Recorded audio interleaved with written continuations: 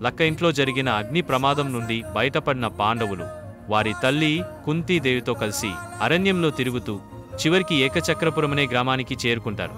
వారు అక్కడ ఒక బ్రాహ్మణ కుటుంబం ఇంట్లో ఆశ్రయం పొందుతారు. ఒకరోజు ఆ ఇంట్లో ఉన్నవారు ఏడుస్తూ ఉండగా కుంతీదేవి గమనిస్తుంది. వారికి ఎందుకంత దుఃఖం అని అడిగితే ఆ బ్రాహ్మణుడు ఒక భయంకరమైన రాక్షసుడి గురించి చెప్తాడు. బకాసురుడు ఆ గ్రామాన్ని బకాసురుడు అనే రాక్షసుడు పాలిస్తుంటాడు. ప్రతి వారం ఆ రాక్షసుడికి ఆహారంగా ఒక బండి మీద అన్నం, 2 గేదెలు, ఒక మనిషిని పంపాలి. ఆ వారం ఆ బ్రాహ్మణ కుటుంబం వంతు వస్తుంది. అందువల్ల వారు చాలా బాధపడుతూ ఉంటారు.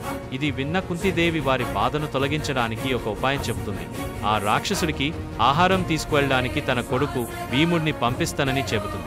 భీముడు బకాసురుడు పోరాటం కుంతీదేవి చెప్పినట్లే భీముడు ఆ రాక్షసుడికి ఆహారాన్ని తీసుకువెళ్తాడు. కానీ ఆ బండిని ఒక సరస్సు దగ్గర ఆపి బకాసురుడి కోసం తెచ్చిన ఆహారాన్ని తానే తినడం మొదలు పెడతాడు. దీన్ని చూసిన బకాసురుడు కోపంతో భీముడిపైకి వస్తాడు. భీముడిని ఎదిరించి తినబోతాడు. వారిద్దరి మధ్య భయంకరమైన పోరాటం జరుగుతుంది. బకాసురుడు చాలా బలంగా ఉంటాడు, కానీ భీముడి శక్తి ముందు నిలబడలేకపోతాడు.